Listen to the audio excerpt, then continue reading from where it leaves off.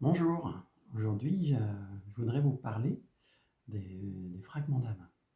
Des fragments d'âme, des mémoires, de récupération de fragments d'âme qui est associé à ça. Et voir un petit peu, expliquer comment ça se passe, qu'est-ce que c'est. Donc, les fragments d'âme, c'est des petits morceaux d'âme. En fait, petits ou gros. On peut en avoir des petits, on peut avoir des gros, on peut avoir des minuscules. Ça correspond à des morceaux de notre âme, de notre être, de notre entièreté, qui à un moment donné, sous l'effet d'un choc émotionnel, un traumatisme, euh, c'est comme un mécanisme de survie, un âme qui se contracte. Mais sous l'effet de cette contraction, il y a un petit morceau qui s'échappe. Un petit ou un gros, si c'est une grosse contraction. C'est dans le mécanisme de survie de l'âme. Voilà. Donc, le petit morceau, il s'échappe, et il va commencer à vivre sa propre vie tout seul, parce qu'il est séparé. Alors, au début, il va tourner un petit peu autour, et progressivement, il va s'éloigner, et l'image qu'on donne souvent, c'est qu'il va s'enfermer dans une grotte, et va rester avec les autres morceaux d'âme, qui ont pu être aussi oubliés. Ouais. Et l'image que j'aime bien prendre pour illustrer ce morceau d'âme qui s'échappe, c'est comme le film de votre vie, une pellicule. La pellicule, si on la projette, on voit tout le film de votre vie. C'est toutes vos mémoires. Toutes les mémoires, c'est le film entier. C'est l'entièreté du film. Et ce qui se passe avec ce film-là, c'est qu'au moment où le traumatisme survient, où le choc émotionnel se passe, c'est comme si l'image du présent, de ce présent-là, le moment du traumatisme, pouf, il saute. Il s'éjecte. C'est comme si c'était pas possible de vivre ça. C'est comme si ça n'avait pas sa place dans le film. Et du coup, il y a cette vision, cette image qui est là et qui dit ça, est-ce que ça a sa place? Est-ce que ça n'a pas sa place?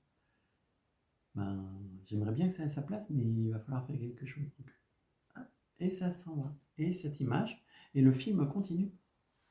Le film continue. Et dans le film, le petit garçon, la petite fille, devient grand, devient adulte. Il devient celui que l'on est aujourd'hui. Mais cette petite fille qui est restée piégée dans cette image, dans cette partie de film, dans cette portion de vie, hop, elle est restée bloquée, et elle est restée bloquée dans le traumatisme et dans l'âge où qu'elle a. Elle ne peut pas grandir juste bloquée là-dedans.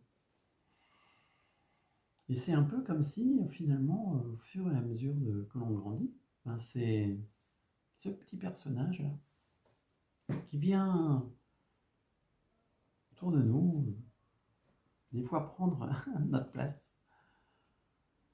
et dire hé, vengeance, vengeance, ou faut faire quelque chose, il y a quelque chose à faire, il y a quelque chose à faire, il y a quelque chose à faire. Et souvent, comme ça, ben finalement, ça va être un enfant à l'intérieur de nous, à l'intérieur de nous, qui vient de quelque part, ou qui est bloqué quelque part, qui va prendre possession de nos réflexes, de nos habitudes. Et ça va être soudain l'enfant qui va se retrouver aux manettes. Alors l'enfant avec les apparences de l'adulte, mais derrière c'est l'enfant blessé. Et ça, pour moi, c'est le symptôme, quand on commence à voir l'enfant qui prend la main sur notre vie, sur nos décisions, c'est le symptôme d'une mémoire non guérie ou non vécue qui fait que on en est là avec cet enfant qui décide pour nous en fonction de ses peurs, de la peur du moment. Et ensuite, donc ce qui peut être fait, hein, c'est d'aller voir cet enfant, lui parler, l'écouter, mais accepter que ce soit l'enfant en fait, parce qu'en fait, en nous, là, quand ça commence à switcher, c'est un peu comme s'il y avait plusieurs personnes. Il y a l'adulte qui se porte bien, et il y a l'enfant blessé. L'enfant blessé qui d'un coup arrive et fait ce qu'il a envie de faire. Et des fois, c'est pas très logique. C'est juste en lien avec sa blessure. Pardon. Donc là, ben, aller le voir et récupérer. Aller le voir, l'écouter, le ressentir. Donc ça, c'est ce qui se passe assez typiquement en soins. Alors il y a plein de techniques, hein, des techniques chamaniques, des techniques hypnose, des techniques... Toute l'idée étant d'aller voir cette mémoire, l'accueillir et la refaire sienne, accepter. Et ce que j'aime bien, moi, ressentir en soins, c'est premièrement de ressentir le blocage par rapport à une intention donnée, ressentir le blocage à l'intérieur de moi, comme ça, tout crispé, comme ça ou bien plus. Ressentir ce blocage, mais l'accepter pleinement en fait. L'accepter pleinement, c'est la condition, me semble, pour engager le processus de récupération qui est après, juste après, c'est se détendre. L'accepter pleinement, réussir à se détendre dans cette crispation, c'est-à-dire qu'on accepte la crispation et on la laisse faire en fait. On la laisse. Et respirer. La respiration joue un rôle primordial dans la détente. Dans la détente. C'est-à-dire que juste de souffler en fait, ça détend.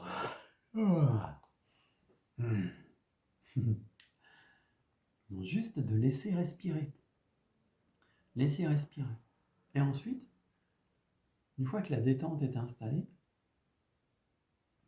ben c'est comme si la frustration, comme la crispation, comme la tension, ben, pouvait reprendre sa place, pouvait reprendre de la place, pouvait se libérer.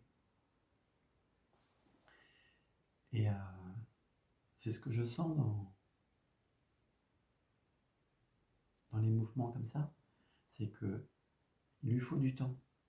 C'est comme si cette mémoire était enfermée, quand même, enfermée dans ce petit morceau de pellicule finalement.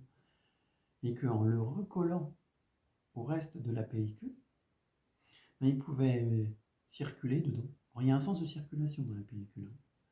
Quand on grandit, on vieillit. Et donc c'est se laisser porter par ce flux de la vie. Et en se laissant porter, c'est comme si progressivement, ce petit morceau d'âme pouvait reprendre sa place. Et sa place dans tout le corps, hein, parce qu'il n'y a pas... On peut imaginer que c'est un petit morceau qui s'est échappé et qu'on va venir le recoller. Mais on peut aussi imaginer que c'est une grande bulle avec une petite goutte d'encre qui va venir se rajouter et qui va progressivement se diffuser pour prendre la totalité du volume et occuper sa place pleinement. C'est comme la goutte d'eau dans l'océan. Où est-ce qu'elle est la goutte d'eau? Vous enlevez une goutte d'eau, c'est juste la goutte qui est là. Vous la remettez, elle devient l'océan. Il n'y a pas vraiment de distinction. Donc, ce petit morceau d'âme là, il va venir reprendre sa place. C'est comme si un petit morceau qui était resté jeune va devoir redevenir adulte. Il lui faut un petit peu de temps. Et donc dans les soins, ma foi, ce qui se passe, c'est que ça reprend progressivement sa place. Progressivement, tout doucement.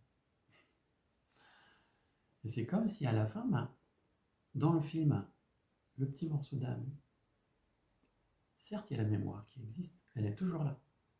Elle est toujours là, la mémoire. Il n'y a pas de... Mais l'émotion, si elle est vécue, si la crispation est acceptée et vécue, c'est le présent qui peut se dérouler, jusqu'à rattraper le présent de maintenant. Jusqu'à rattraper le présent de la récupération, pour se sentir pleinement entier, je dirais. Entier. Et le cadeau qui vient, c'est que cette petite morceau d'âme qui était parti, il était parti avec une partie de nous. Une partie de nous avec souvent des compétences, des qualités. On va dire que des compétences et que des qualités. Et dire peut-être aussi quelques défauts. Mais c'est peut-être justement ce morceau-là, cette peur-là, qui était peut-être ce défaut qu'on récupère en même temps et qu'on apprend à vivre. Et c'est en apprenant à la vivre qu'on réussit à devenir entier. Et donc il y a toute cette fragment d'âme, récupérer le fragment d'âme, c'est dans les soins, redevenir entier, récupérer ce que l'on est et s'accepter pleinement. Voilà. Donc ça, c'est un vrai cadeau. Un vrai cadeau de... Je pense que le plus grand cadeau, c'est d'accepter, d'apprendre, justement, à revivre ses émotions. Et plus on apprend à vivre les émotions du passé, plus on est capable de vivre les émotions du présent. Donc ça, c'est le double effet qui se coule. Voilà, c'est daté, hein, l'effet qui se coule. C'est-à-dire que vous apprenez à guérir votre passé, mais finalement, c'est votre présent que vous guérissez. C'est le présent qu'on apprend à vivre mieux chaque jour. Vivre les émotions du passé, c'est vivre les émotions du présent. Il n'y a pas vraiment de différence. En apprenant et en vivant les choses, à un moment, ça vaut pour tout le temps. Et donc, les fragments d'âme qu'on est censé récupérer, ou les chocs émotionnels que l'on peut avoir là maintenant, si on vit l'émotion pleinement, il n'y a plus de fragments à s'échapper. Alors, en plus de ça, c'est que quand il y a un fragment qui s'est échappé, c'est qu'il y a une émotion qui n'est pas vécue et qu'on ne sait pas vivre. Si on ne sait pas la vivre une fois, on ne va pas savoir la vivre une deuxième fois non plus, jusqu'à ce qu'on apprenne. Alors cette émotion, la première, là, une de ses fonctions aussi, c'est en toquant à la porte, en disant « moi je veux prendre ma place », c'est de créer des situations similaires à la sienne qui vont permettre d'apprendre pour pouvoir la récupérer. Et donc, mais en créant des similaires, il y a d'autres petits fragments d'âme, potentiellement, à chaque fois, qui vont s'échapper. On appelle ça un chapelet de fragments d'âme. Ce sont des fragments d'âme liés les uns aux autres, non pas directement, mais même par leur cause. La cause, c'est le même phénomène qui en est la cause. Et donc, si on apprend à gérer l'émotion, c'est tout le chapelet qu'on va récupérer. C'est pas seulement un fragment d'âme. Ça, c'est intéressant. Enfin, c'est intéressant, mais c'est pas volontaire. Donc, c'est chouette, mais sans le savoir. Voilà. Donc, je vous remercie d'écouter et n'hésitez pas à me contacter si vous en avez besoin. Voilà. Je vous souhaite une bonne continuation et à très bientôt.